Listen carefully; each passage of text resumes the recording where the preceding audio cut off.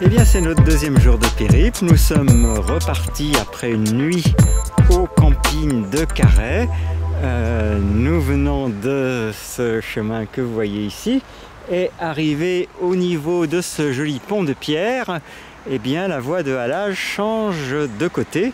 Donc, on s'apprête à rejoindre l'embranchement qui s'appelle donc, bien sûr, chemin de halage, juste en face.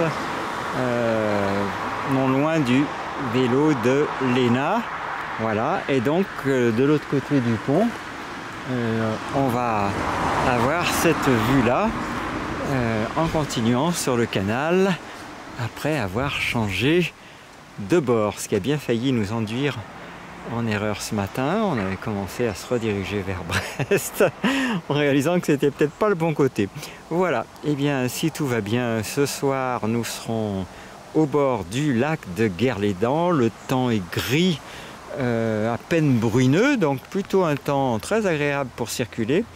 Et puis quant à moi, la nuit était un peu écourtée par quelques rages de dents qui choisissent souvent le moment des vacances pour survenir, donc le temps de trouver quelques antibiotiques au cas où ça s'aggraverait. Voilà, ça a un petit peu retardé notre départ de ce matin. Ceci étant, nous allons bientôt maintenant être sur la bonne voie et j'espère arriver sans encombre jusqu'au lac de Guerlédan.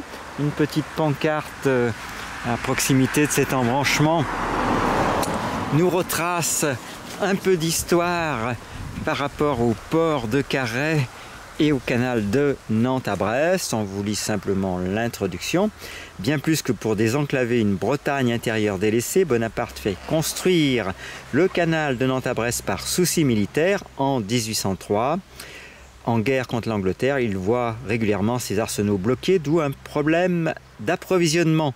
Le chantier est colossal et dure jusqu'en 1855.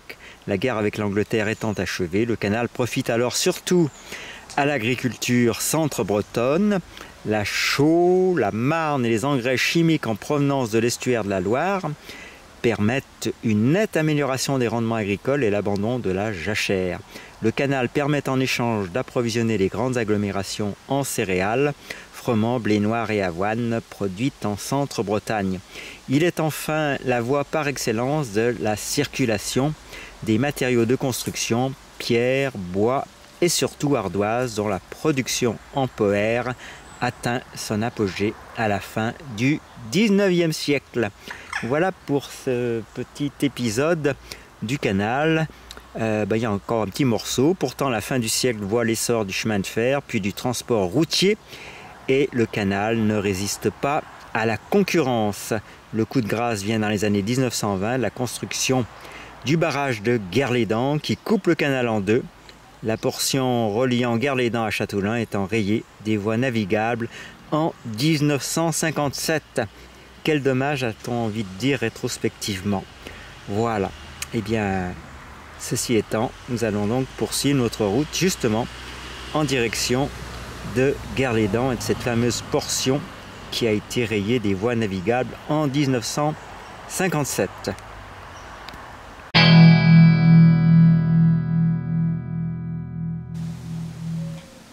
Alors, nous voilà certainement à l'écluse de Kerdugnès, écluse 202. On va vérifier ça de plus près. On est attiré par, bien sûr, le déversoir. Le tout, c'est qu'en ayant l'œil dans la caméra, on ne saute pas dans l'écluse. Voilà, et donc, on s'approche et cette écluse nous fait l'honneur d'avoir encore un panneau pour nous indiquer effectivement Kerdugnès. Voilà pour l'écluse et la vision qui s'offre à nous pour la suite du voyage. On est toujours non loin de Carhaix. Il va quand même falloir qu'on se décide à avancer un peu si on veut arriver ce soir autour du lac de Guerlédan. Voilà, à suivre. Toujours ces magnifiques écluses sur lesquelles on resterait bien à s'immobiliser, mais il faut trouver l'équilibre entre les temps de contemplation et puis les temps de déplacement. Voilà, les vélos jusqu'à présent assurent leur service, ainsi que la remorque qui pour l'instant fonctionne bien. Et le temps est plus que doux, on est même un peu trop couvert d'un seul coup. En tout cas, ça roule bien, on rencontre de temps à autre des cyclistes, sans parler de vraiment beaucoup de monde sur ce chemin de halage.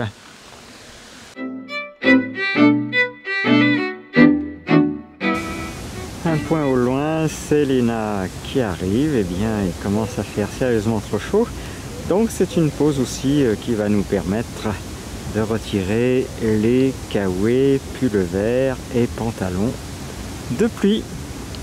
Donc voilà, un endroit semble-t-il permet de réguler le niveau d'eau du canal, puisque il y a une sorte d'écluse à cet endroit. Voilà, Léna arrive tranquillement.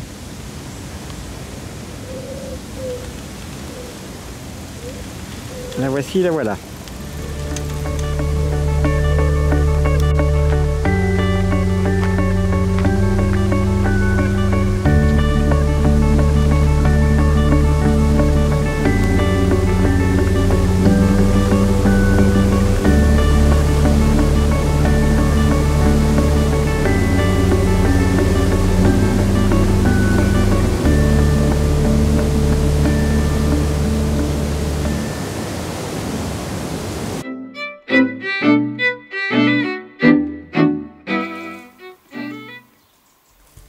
Quelques ânes en bordure de route.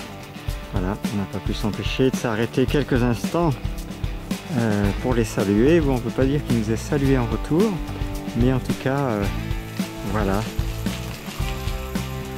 Et c'est associé à un domaine qui doit être également chambre d'hôte et d'accueil, sauf erreur. Donc on vous rappelle la forme des oreilles d'un âne.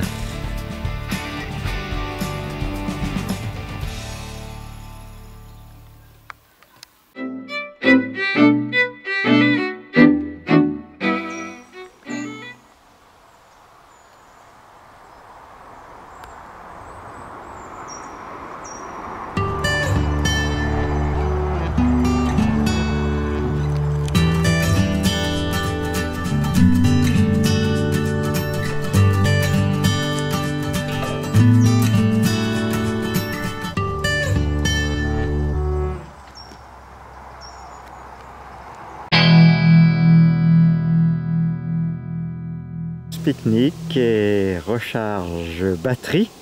Nous sommes actuellement à l'écluse de Tronc-Joli. Hélas, une des deux portes sont fermées, et puis bien évidemment c'est une écluse que ne peuvent plus passer les bateaux, puisque nous sommes là au-dessus d'un petit pont qui remplace les deux portes aval de l'écluse. Donc voilà, et là il semblerait que les travaux de désenvasement qui ont été faits un peu plus haut direction de Nantes, eh bien, aient enlevé la couche d'argile qui assurait l'étanchéité du fond de l'écluse, et donc évidemment c'est devenu une vraie passoire, ce qui fait que le débit d'eau n'est plus suffisant pour permettre la remontée ou la descente des péniches, et tout ça est bien attristant à la fois. J'espère que des solutions pourront être trouvées. En attendant, voilà ce qu'il reste de cette écluse, donc uniquement les deux portes que nous voyons devant nous, les deux portes plus bas ayant été remplacées par ce pont sur lequel nous nous trouvons pour pique-niquer. Nous avons accompli depuis ce matin, depuis Carhaix, 20 km, reste encore 40 à faire. Bon, c'est pas le grand rythme aujourd'hui, on en profite pour planer davantage. Le soleil petit à petit sort, c'est un peu le même scénario qu'hier, après un démarrage plus que laborieux, pas mal de bruine ce matin. Eh bien, on arrive à maintenant 2h20 de l'après-midi à un temps qui devient chaud et agréable. Voilà pour notre petit compte rendu à ce qui pour nous est la mi-journée. Il faut dire que avec les questions médicales à régler, les antibiotiques à trouver, eh bien, le départ s'est trouvé aux alentours de 11h, plus une erreur d'aiguillage au départ, donc le temps de bien se mettre en route, et bien voilà, il est 14h20 et nous avons accompli 20 km, il nous en reste 40. Voilà, à plus tard pour la suite.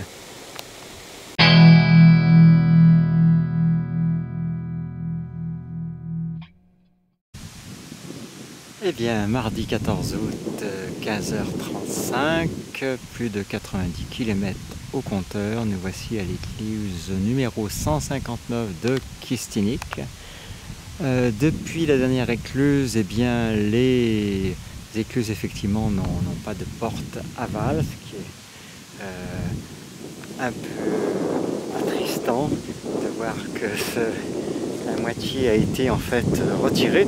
Et puis, par ailleurs, les paysages deviennent, le plan fluvial devient beaucoup plus large. Donc, nous voici à cet endroit où, effectivement, on a une large étendue d'eau devant nous. Voilà, le soleil est de la partie. Et voici donc ce qu'il reste de cette écluse de Kistinik.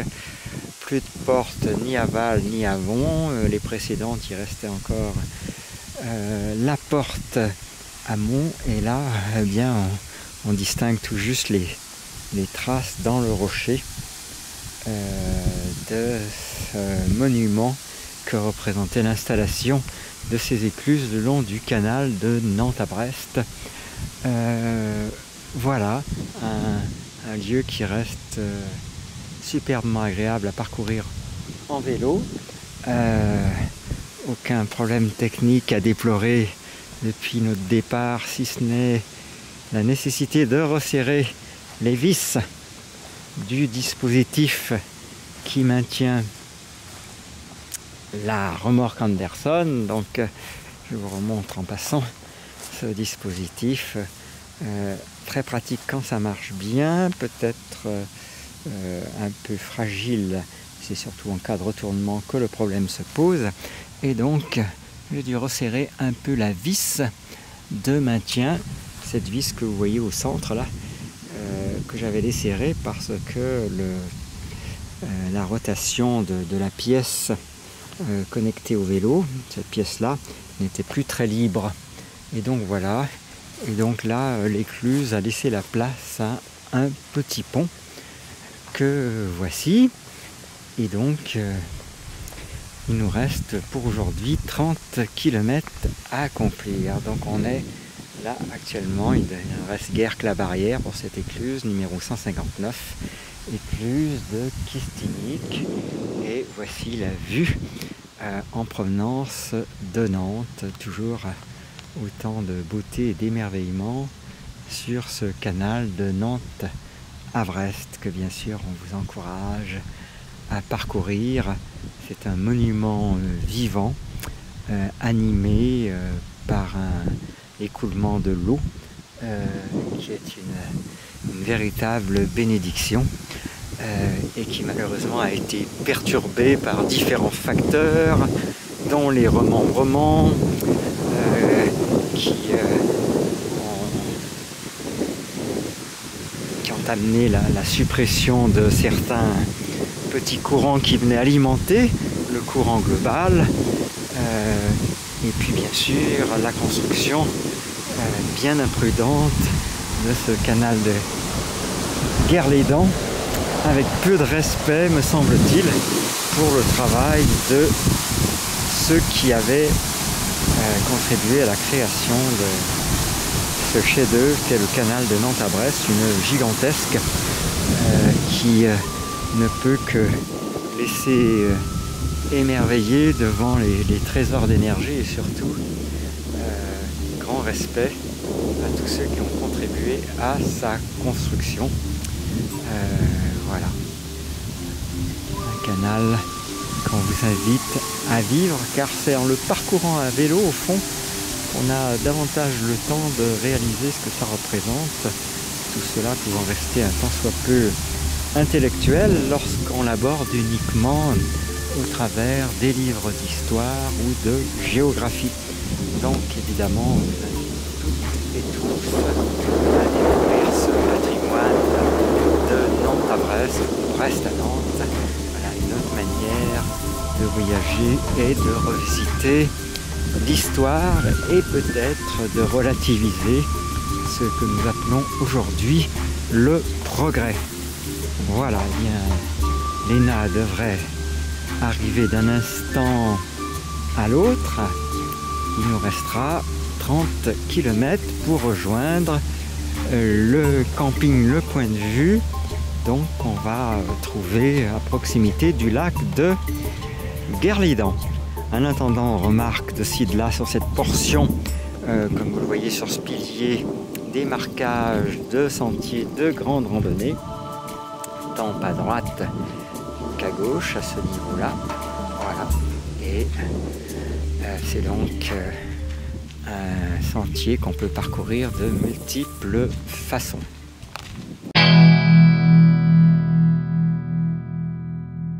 Il est 16h35, toujours sur le canal de Nantes à Brest. Nous sommes à l'écluse numéro 147, Restuel.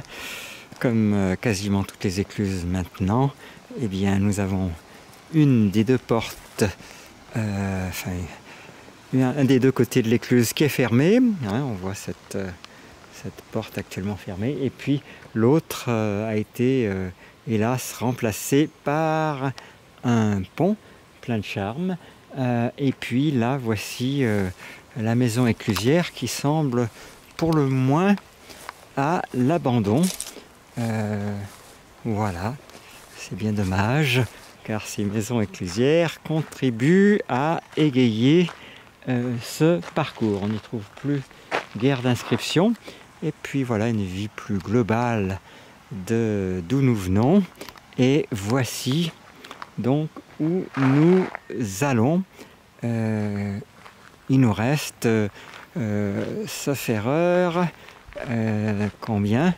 Sans doute 20 km, on va vérifier ça à notre compteur pour arriver à notre camping. Nous totalisons aujourd'hui effectivement 101 km 40, sachant que nous en avions accompli 60 hier, donc nous en sommes à 41 pour aujourd'hui. Voilà, on trouve également un point d'eau à cet endroit.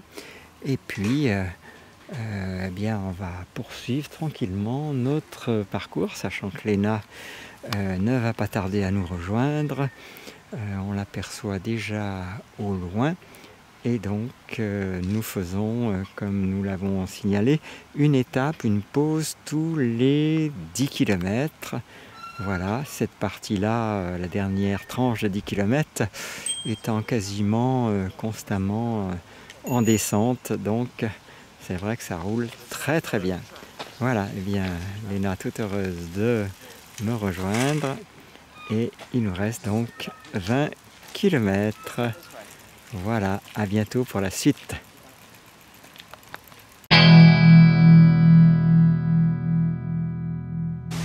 Et nous voici à l'écluse numéro 146, Quat Natus. Et donc, cette écluse a la particularité exceptionnelle d'être double. Admirez un petit peu la perspective. Voici l'écluse basse que vous voyez ici.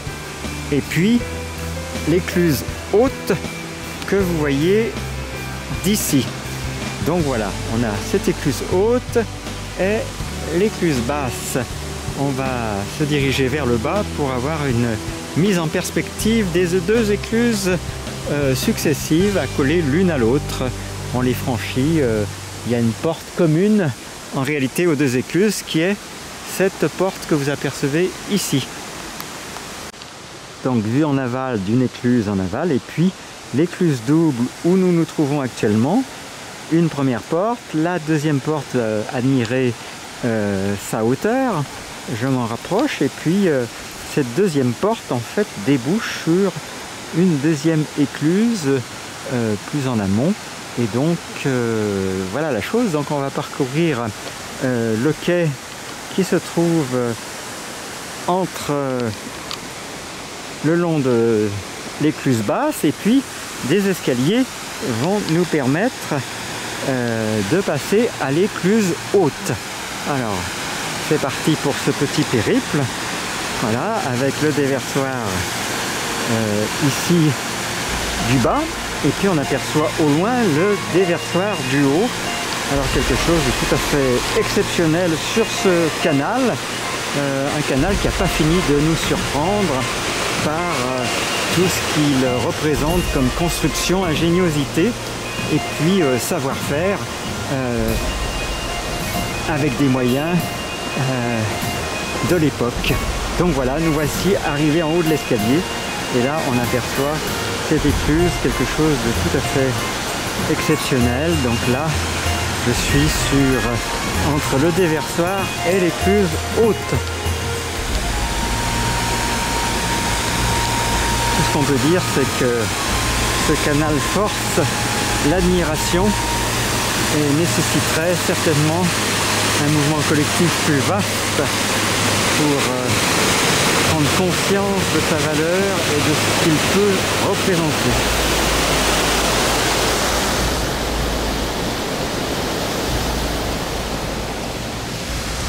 Voilà, je suis actuellement sur la passerelle de l'écluse basse, et donc voilà, vue sur la porte actuellement fermée d'en face. Voilà, je crois qu'on a bien compris l'ingéniosité de ce système à deux écluses et la valeur patrimoniale qu'il représente sur ce canal de Nantes à Brest. Et bien cette fois-ci, il nous reste à poursuivre notre chemin et à trouver comment emprunter l'ancienne voie ferrée de façon à passer à côté du lac de Guerlédan, puisque la voie de halage est maintenant essentiellement privée. C'est bien dommage, mais c'est ainsi. Et donc on veut rejoindre Mur de Bretagne. À tout bientôt pour la suite.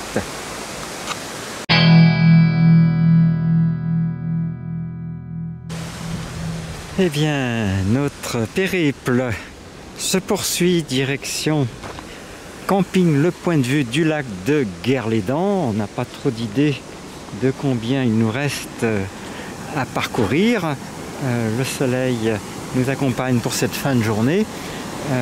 Par contre, on arrive à courte batterie et donc ça va sans doute être chaud s'il y a un gros détour pour arriver à ce camping. On va savoir en cours de soirée si on a fait le bon choix ou si les 60 km d'origine se transforment en peut-être 80 km, auquel cas on va se poser la question de la recharge de batterie, parce que même s'il y a une bonne aide électrique, ça reste très physique avec ou sans vélo électrique. Donc voilà ce point là avec cette petite passerelle qu'on va enjamber avec ce déversoir, et puis ce lieu qui est en cours de restauration. On ira voir d'un peu plus près le panneau qui décrit les investissements faits pour rétablir cette écluse de manière fonctionnelle. Le chemin jusqu'ici était particulièrement agréable, à la fois ombragé, une bonne température, fraîche, le soleil au rendez-vous, et donc voilà cette passerelle avec, je dois dire, un petit peu d'effet, puisqu'elle est très étroite comme vous le voyez, et puis là on va se trouver grâce à cette passerelle juste au-dessus du déversoir. Alors c'est vraiment plein de surprises ce parcours du canal. Donc voilà, vu d'où va arriver les nages, je l'espère, bientôt, et puis la vue aval, voilà, le sens de l'écoulement. Voilà, donc ma fois un bien joli endroit. Et puis de l'autre côté de la passerelle, ça débouche sur un chemin. Donc voilà la passerelle vue dans l'autre sens. Il ne nous reste plus qu'à la reparcourir. Donc on aperçoit au loin la maison éclusière qui semble en tout cas non pas abandonnée mais sans habitants pour ce soir au moins.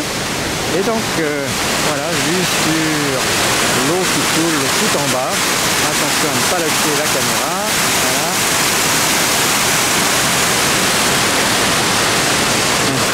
Un très beau site.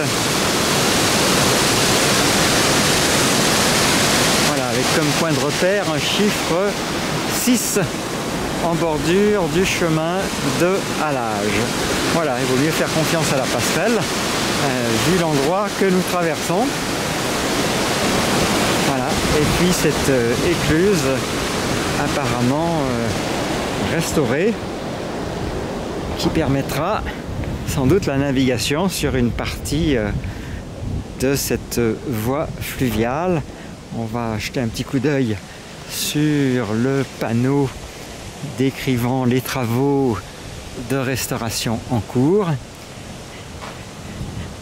Je vous rappelle qu'on a passé maintenant dans le département des Côtes d'Armor et donc descriptif des travaux, et bien remise en état des portes d'écluse amont et aval, réfection des organes de rotation et de manœuvre pour sécuriser les éclusages, et puis conditions de réalisation, et bien mise à sec du sas de l'écluse nécessaire, porte enlevée pour une intervention en atelier, puis réinstallée dans l'écluse après réhabilitation.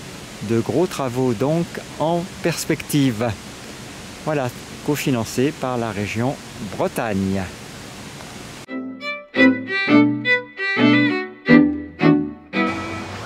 Voilà, deuxième jour sur notre canal de Nantes à Brest. On est actuellement au niveau de l'abbaye de Bon Repos qu'on aperçoit au loin. Donc voilà. Alors on a fait une pause dans ce bar qui fait aussi restauration. Voilà, petit point sympa pour recharger les vélos. Et avant de traverser donc ce petit pont qui va nous faire passer du canal de halage côté droit du canal à de halage côté gauche. Voilà, après l'astuce va consister à pouvoir rejoindre la voie verte pour contourner le lac de Guerlédan par le nord. Eh bien on vous racontera comment ça s'est passé. Voilà, à plus tard, on va se restaurer un petit peu. Alors après un café moule frites au café de l'abbaye, nous avons été très bien reçus. Voici un petit travelling sur l'abbaye de Bon Repos, visiblement un lieu de spectacle en été,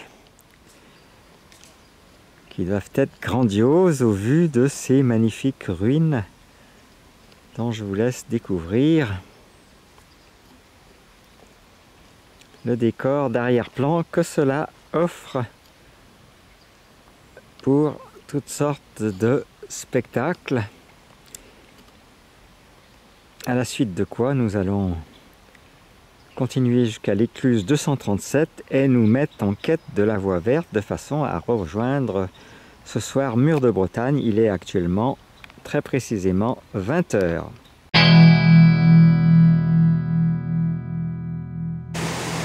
Nous sommes à l'écluse 137 Les Forges et nous nous apprêtons à prendre, selon les indications du guide Miam Miam Dodo, nous nous apprêtons à prendre une route peu après cette écluse qui monte en lacet. Nous venons d'apercevoir un magnifique en tout cas héron au-dessus du canal, et nous espérons que nous allons pouvoir trouver facilement les points de repère qui vont nous conduire au camping. L'aventure commence car nous n'allons plus pouvoir suivre tout simplement le canal de Nantes à Brest, mais devoir emprunter la voie verte qui passe au nord du lac de Guerlédan. Nous sommes tout de suite après l'écluse 137 et nous nous apprêtons à prendre cette route sinueuse qui monte devant nous.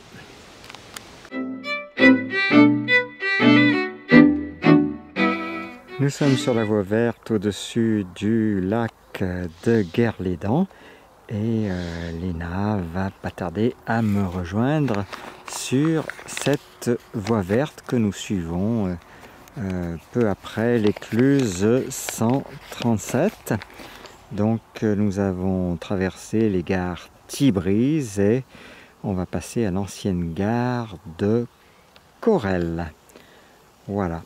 Et puis après, nous allons prendre la rue de la Villeneuve avant de tourner à droite sur l'ancienne voie ferrée.